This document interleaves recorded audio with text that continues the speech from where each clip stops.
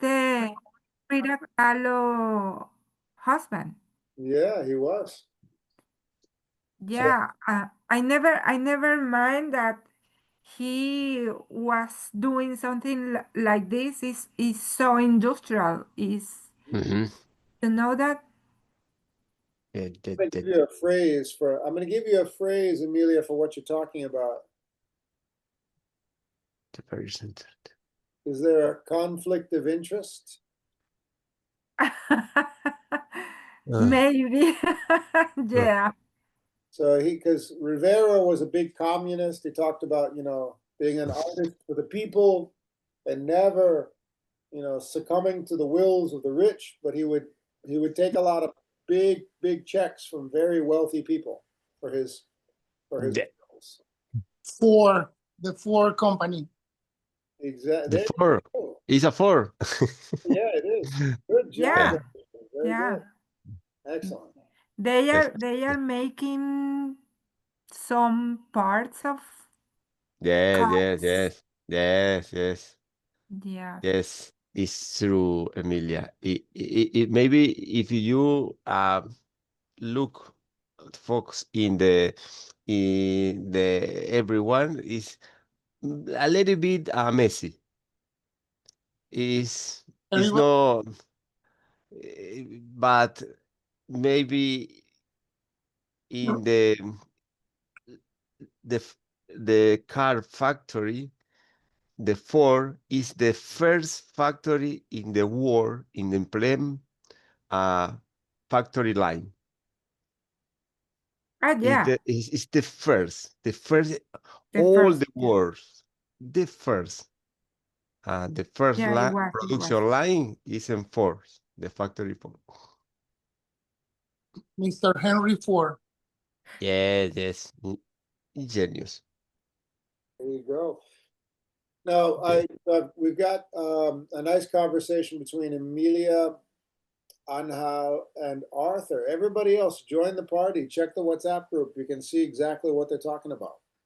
Don't be afraid to join in, everybody. Check the WhatsApp group and you'll see all the information about the image.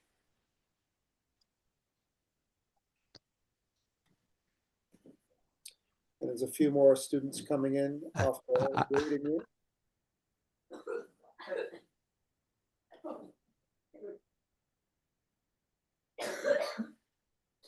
A little story.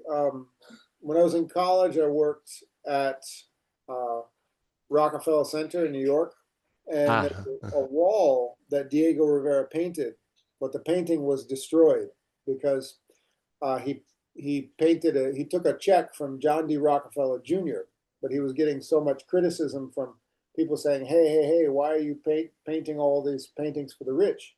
And he would say, but look, I'm going to put a picture of Lenin there. And then John D. Rockefeller Jr. said, I'm sorry, you're going to have to paint over that face.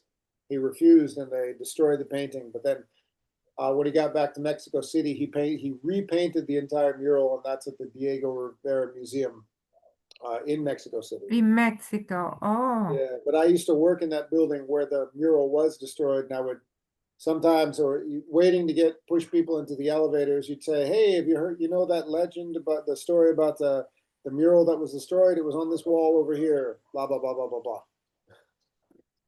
Maybe that's why I became a teacher. I got all the practice. Well, I'm wondering how long time the artist in this case is Rivera. How long time is doing this kind of mural? Month? That's about right. A little more than that. Yeah, he would get commissioned. He would be be given a place to stay, and he'd negotiate a salary, and he and Frida would be living in various places throughout the time that he would stay there. Yeah. Yes. I love the faces, the men in the picture. They are all like so focused people doing the Yes, job. in your work, Emilia, is your work. The men always focus in work. Is Well, well, one task my dear at time. Angel, sometimes people is not focuses on the job, my dear. Or no, Arthur. The man always focus in his work. Sí, sí. Always, or no, Arthur. Yes, of course. All the Yes, yes, yes. Of course, never distracted, right? Never. Never.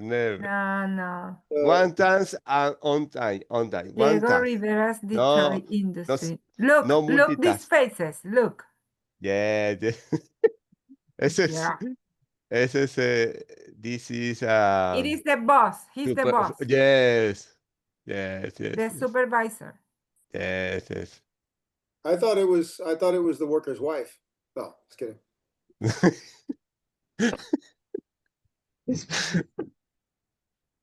So it's a big room in Detroit, and you can scroll down. Everybody can do this on your own. There's airplanes, and in the 1930s, this was a brand new technology that was really big developing, and you can tell that his wife's influence is right around the top on the other wall. Watch this. Check it out. That's more like what she would be painting. Oh, wow. In the center, That's more. a baby in the center. Yeah. She was obsessed with. It looks more like Rivera. The style, yes, but the subject matter would definitely be her influence. Maybe the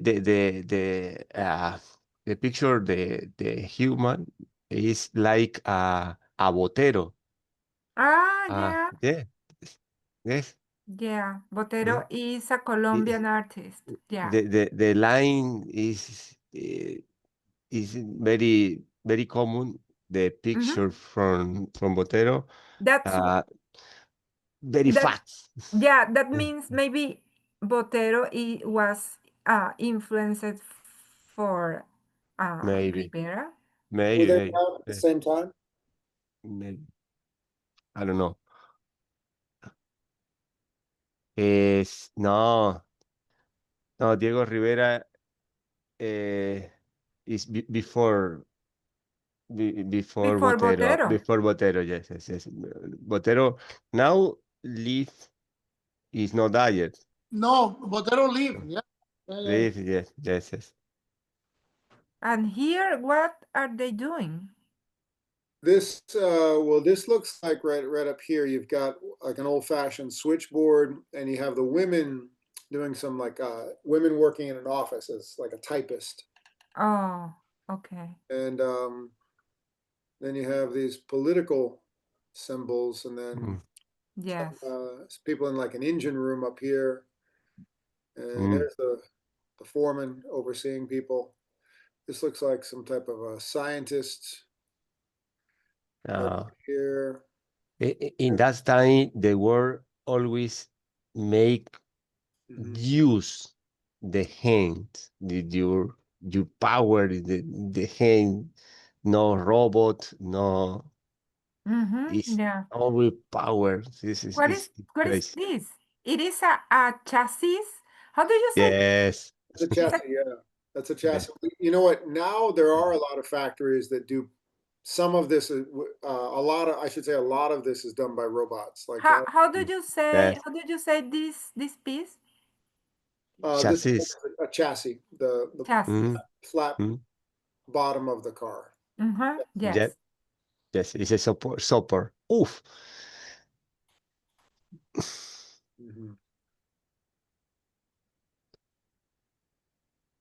And yeah, we see doors being welded there. Painting. Then there's more office work up here. Yeah.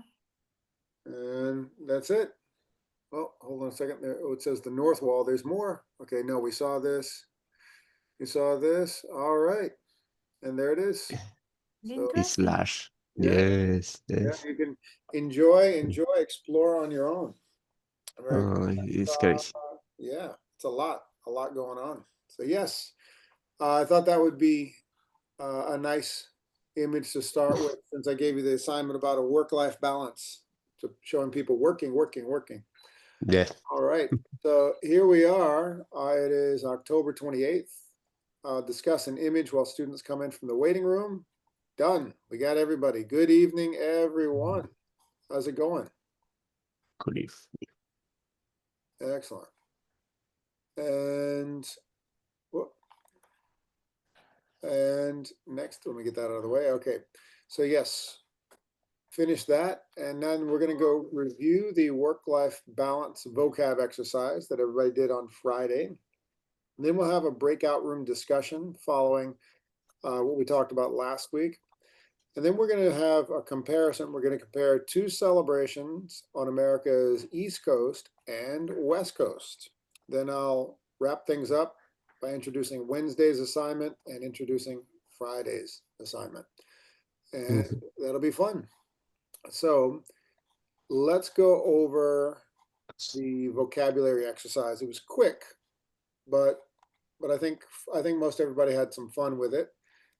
Here it is. I'll ask for one volunteer, or actually, you know what, 2 or 3. Anybody, whoever wants. I'll take control of the mouse, and if anybody wants to give the answers, go right ahead. No, Emilia, no. Okay, sure. Absolutely. Here we go. Promise or strong decision to do something. Commitment. Commitment. Correct. Accomplish, succeed at doing or getting something you wanted. Achievement. Achieve. Achieve. Very good. All right. Negotiate. There we go. I didn't even have to read that. Negotiate. Good job. Okay, next up. Amount of time you spend with your job. Life balance. There you go. Okay. Needing a lot of time or attention or ability or effort. Demanding. Demanding. Demanded. Very good. Demanding. Stop something from happening. Interrupt. Very good. Being able to do something. Ability. Ability. Good.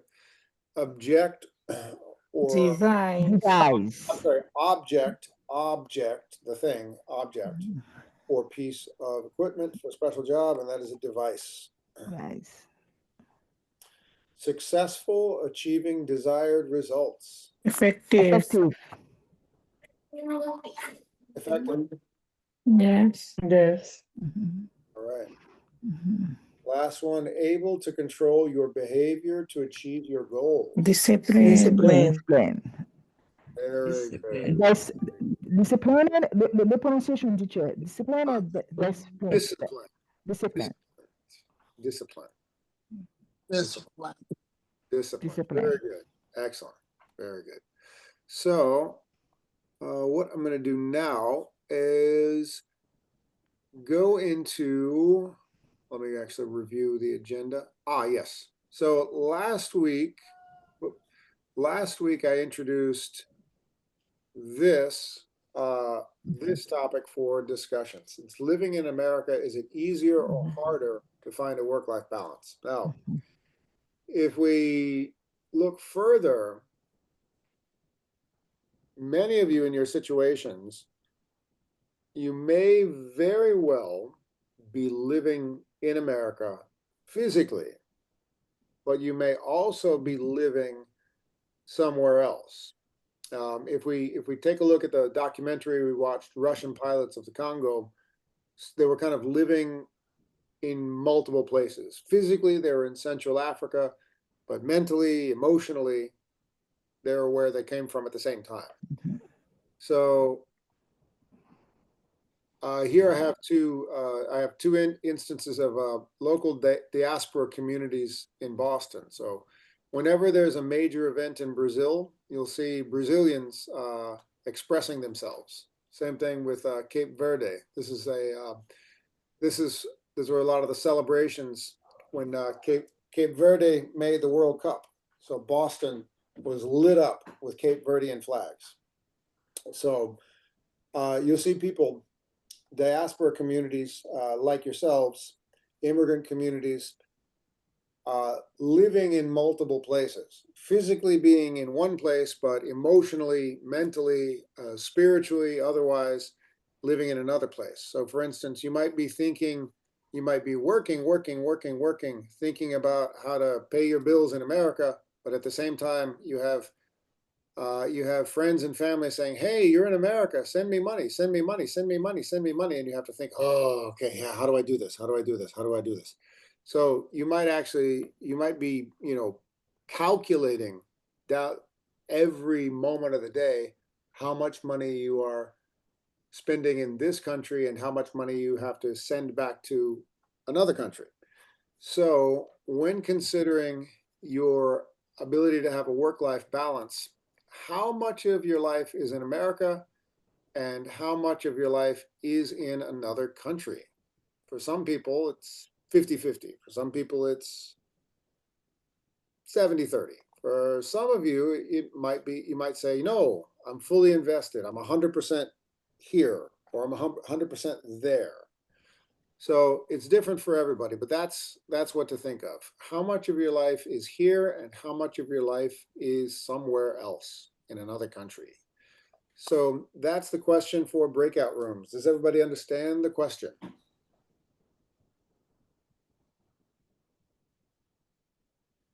Yeah, that's clear. Very good. Thank you. Thank you. Much appreciated, Arthur. And we'll send you into breakout rooms right now. Let's take a look at the number of people. All right. Let's do 3 breakout rooms. Here we go. 1, 2, 3, and go ahead and join your breakout rooms right now.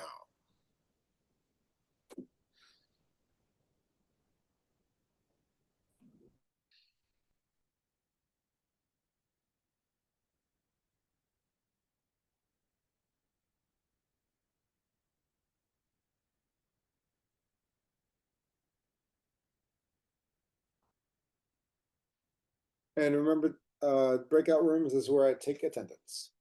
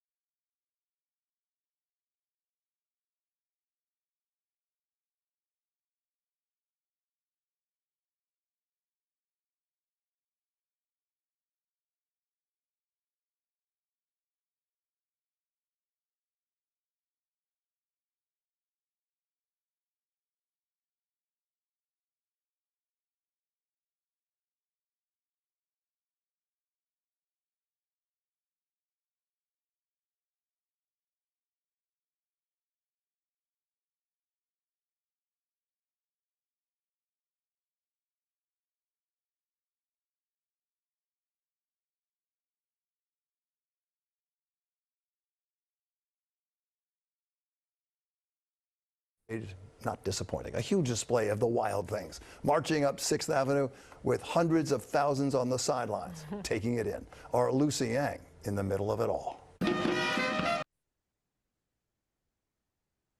So when you've got this major event of 1848, let me know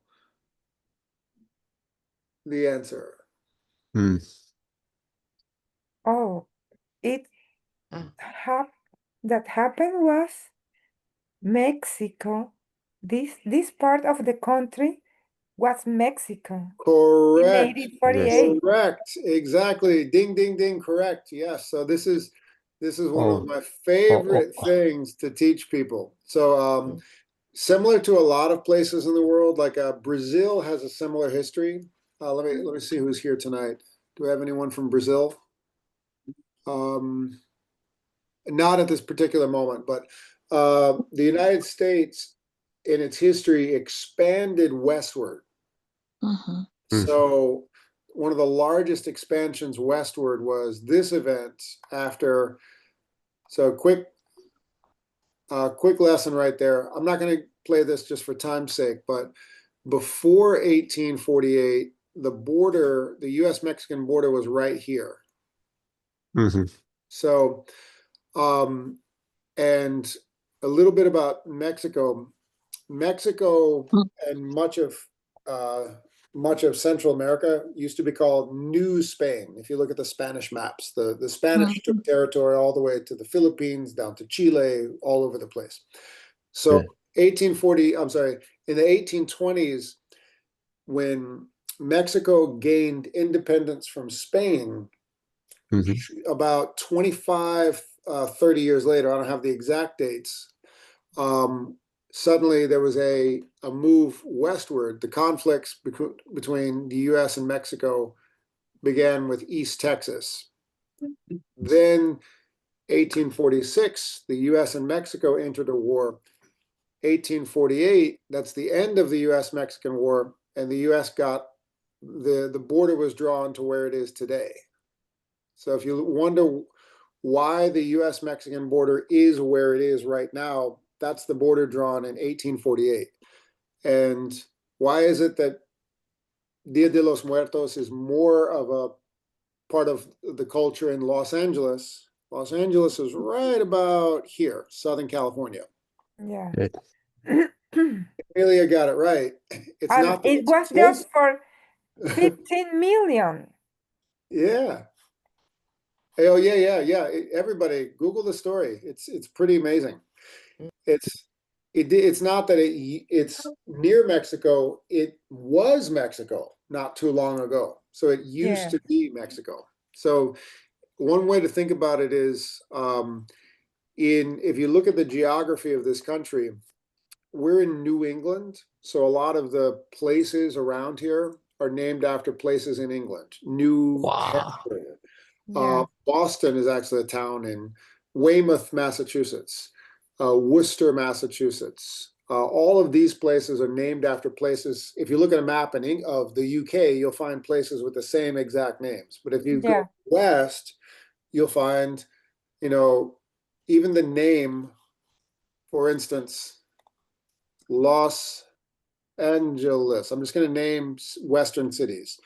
San Francisco. Santa Clara, San Francisco. San Diego. San Diego. I don't think that language is English. What language is that? It's right. It's Spanish. So that's exactly because these were all places colonized by Spain. So if you look at a map of the U.S. and you see where the language shifts, you can see which European colonists had which influence. So that's one of the reasons. If you travel across America, you'll see that you'll see more Dia de los Muertos in the West and more Halloween in the East. And Halloween, I put in the group, it's actually, that holiday comes from Ireland, and that's a whole nother story. But yes, more for later on. So yeah, this time of year, I always love to share that. So moving on, I'm going to give you a head start on Wednesday's assignment and a start on, This is very significant. sorry, head start on Wednesday's assignment, which is tomorrow. It's pretty fun and easy. It's an NGen assignment. And a head start on Fridays. Friday will be a very short piece of writing, but I think you'll like it. So this first one is titled Contrasting Work Culture in the US and France. So you open this up and whoop, looks like I got to sign back in with my password. Maya, are you all set with your NGen account? Yes. I am. Awesome, awesome. Yeah. Felipe, are you still having the same trouble?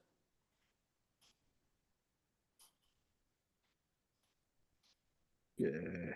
Well, if you are, just let me know. Excuse me, teacher, I was confirming that problem that I have. Okay. I just take a look the classroom, and I'm going to tell you. I'll let you know. Okay, sounds good. Sounds good. All right. So this one is a dialogue, and you see the keywords right here, and you can go down here to look for the vocabulary. As always, study the vocabulary first, scroll down to find new words, and then begin the exercise, and then attach a screenshot when you're finished. So that's simple enough. The story relates to It's complement of the exactly. eating at your desk is forbidden. It's crazy. Yes. The one is a nice, kind of introduction to the other. Yes. So it's about the cultural differences between the US and France, and then there's a really nice writing assignment about an American who is living and working in France in France, yes. yeah, and struggling to It's crazy. It's crazy. It is. It's a struggle. It's crazy. It's crazy. Now, Teacher, when you read the story, there's a very specific, a really specific part of the story. I'm going to show you where it is, because it's one specific reference to the article.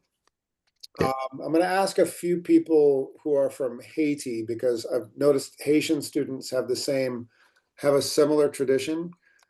So in France, in a lot of corporate settings, there's a tradition to go outside to have your lunch. And for a lot of foreigners who work in France, this is different, pretty unusual. If you see me work at El Centro, sometimes you'll see classes happening, there's a break, and a teacher might just grab a sandwich and get some work done, and then it's like we kind of overlap our work and lunch at the same time. We even have events called work lunches where we'll have a meeting while we have our lunch. We don't in France, they have to completely separate the two. So if you are having your lunch, everybody stops, disappears, has their lunch, and then comes back. So a lot of times Americans will go to France to work, and they wonder, and we think like Americans. We think, okay, yeah, I'm working. I got to get this done. Okay, I'll have my lunch. I'll just grab something and then I'll keep working. And people say, no. Stop what you're doing. Get out. It's forbidden. Yes. Go to a park and eat your lunch. Turn off my computer. No. Exactly. Get out. I've noticed a lot of Haitian students who've worked for French companies have experienced this as well. For Haitian students here now, have you experienced this? Working for a French company, anyone? No. Nobody? Okay. No. Well, I've had a few Haitian students who worked for French companies in Haiti who said that while they're working, the computers will stop, all the computers, and there'll be a notice, it is lunch, leave. Yes. And you come back. Culture. As well, Teacher, Arthur, as well. teacher, Yeah, yeah. It was. I have go the ahead. problem. I still have the problem. Okay. All right. Yep. I'll spend some time with this tomorrow. You and I. Let me know if you're free tomorrow. Tomorrow, like late morning. I'll sort this out with you, Felipe. Okay. So this is. So when you're looking at when you're reading the story, first it opens up to the transcript. You listen. You hear the story about an American living and working in Paris, having this, having this problem. She doesn't want to just walk around the block every time it's lunchtime. She has no reason why she has to go. She's forced to go outside. Sometimes it's bad weather, and she's thinking, this is ridiculous. Why can't I just stay and have my lunch at my desk? And everyone in France is saying, no, no, no, no, no, no. You must leave. You must go sit at a cafe. You must go out, sit in the park. Do not come back to the office until we all come back and you're finished. So there's actually a historical reason for it. And that's what the question is in the writing assignment. So when you scroll down to, let's see, I'll find it. Leaders are setting clear law should be taking. Legislators passed a 19th century. Okay. If you scroll down to it's about 9 minutes in, and you can look at the transcript you look at the transcript right here. This is the transcript. So remember to click the transcript button. It's about 9 minutes in. Right about, let me find the quote from the professor. Here we go. It comes from the 19th century, the Industrial Revolution, a lot of factories.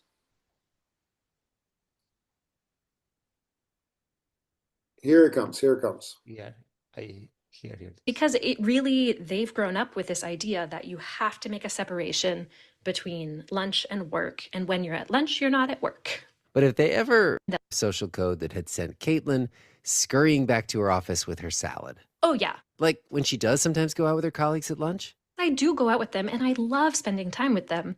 I will often try to talk about work. And that's when they'll remind me of being like, oh, this is our off time. Let's talk about that later. Because they've grown up with this idea that you have to make a separation between lunch and work. And when you're at lunch, you're not at work. But if they ever actually tried to say, listen. So this is the culture shock for the American working in France. So the American goes out to lunch, and she's, funny enough, she's an English teacher. And, she says, oh, yeah, I love to go out with them. I love spending time with them. I'll often try to talk about work. And that's when they'll remind me, this is our off time. Do not talk about work when we're out of the office. Talk about work when we get back into the office. There are a paragraph where the she says productivity, yes. Productivity, Yeah. and it's crazy the answer of the another person when she say, "I productivity." She says, "I love a productive all right. lunch. I love a productive." She says, "I want to be productive. I want to get things done." That is the American brain. It's crazy. It's crazy. It's That crazy. is exactly the way Americans. I How much can recommend get this done paragraph. Yeah, Marie, you just raised your hand. What are you thinking? Yes, teacher, I would like to add that in Haiti, even you are not working with French people, when you are working, lunchtime is lunchtime. You leave your space and go to the cafeteria and other thing. You eat with your friends. You discuss everything. Even if they came, for example, the boss came to you and bring a paper, you ask him, please put it on my desk. Yes, that's exactly. I've heard exactly the same thing from Haitian students who work for French companies. Did you work for a French company, Marie? No, not only French company. Okay. Okay.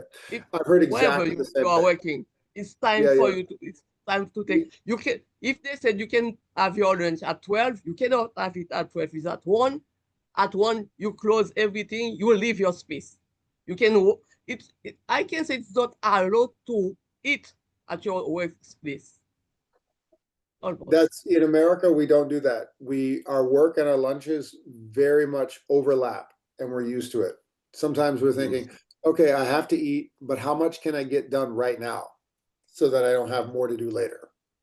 Whereas we'll notice in this article, this lady, her name is Kate Planchy. She's trying to work like an American, get more done now so you can relax later.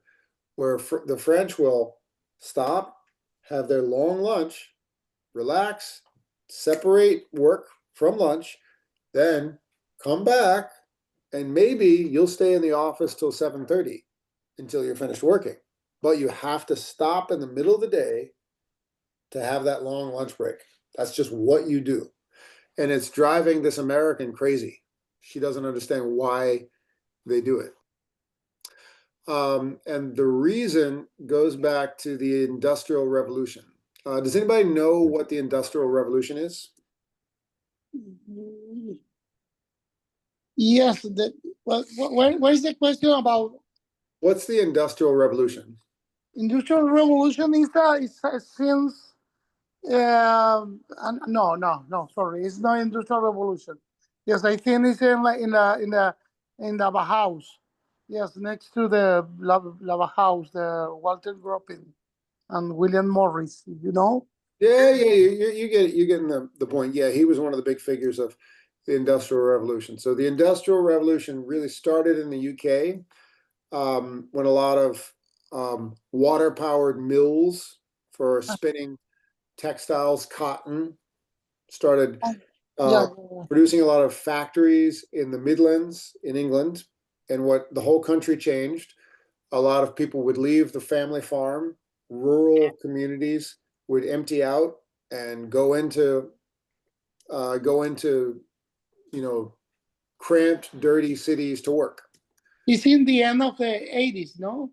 Well, more like the end of the 1700s, the 1800s, and then it would spread to the United States and spread to the rest of Europe, and it's still kind of going on in the developing world. Like you could say Asia is just finishing up its industrial revolution, like, hit China in the 80s and 90s, and now a lot of those gritty industrial jobs moved away from China and moved to Indonesia and India, other places with those developing economies. It's still kind of going on because factory work is hard, sweaty, dirty work.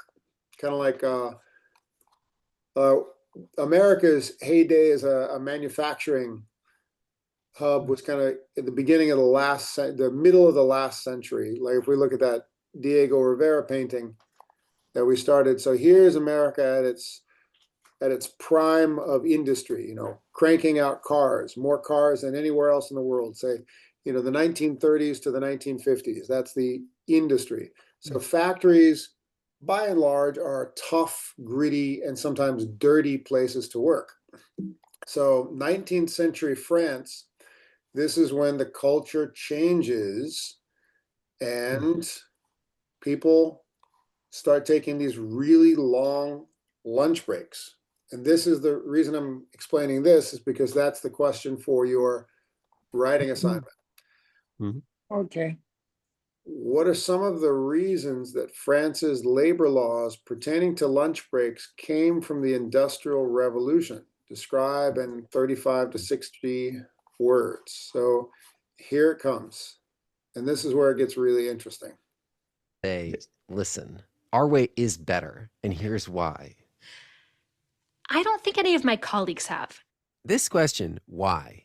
It's the reason that I called Martin, the food culture historian. Jeepers, there is a law that regulates how we sit down to eat during the workday. So that got me started. He got very interested in the origins of the French lunch law. The story Martin tells begins in the wake of the Industrial Revolution of the 19th century. As the economy developed, the distance between someone's residence and the workplace increased. More and more workers were spending most of their day stuck inside workplaces. Now, workplace in the 1890s, as you might imagine, were health hazards. Thermometer makers got mercury poisoning. Matchbook makers got phossy jaw. There was dust, there were fumes. And it wasn't just the toxic chemicals in factories. Even department stores, they discovered that there were more microbes per cubic feet than outside. People worried about workers' life expectancy. Lack of fresh air was seen as a culprit. The saying was that we have to flush the work sites as we flush toilets. Mechanical ventilation wasn't really a thing, so instead they decided to open the windows. We get the dirt out. When can we do that? What is the best time to do it? Well, it's when people usually eat. Lunchtime.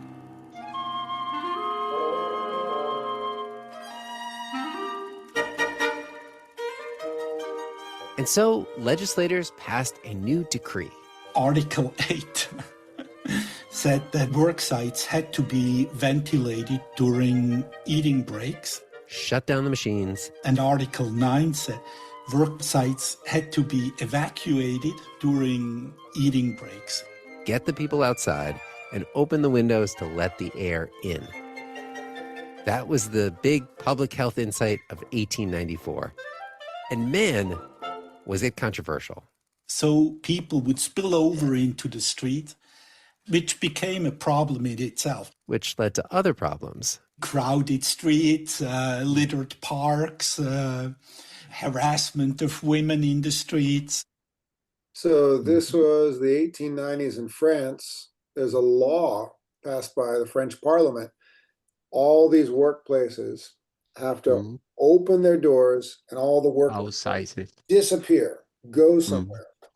But at the time, there is not the infrastructure for that. And that essentially would create the cafe culture, all the tables and chairs on the sidewalks that is now what tourists romanticize if they go to Paris. Essentially a picture like this at the top of the article. Let me just right here. So this looks like a pseudo 1920. So this was, Paris when Coco Chanel was doing all those new designs of the little black dress, the way these women are dressed right here. All these tables and chairs in public parks.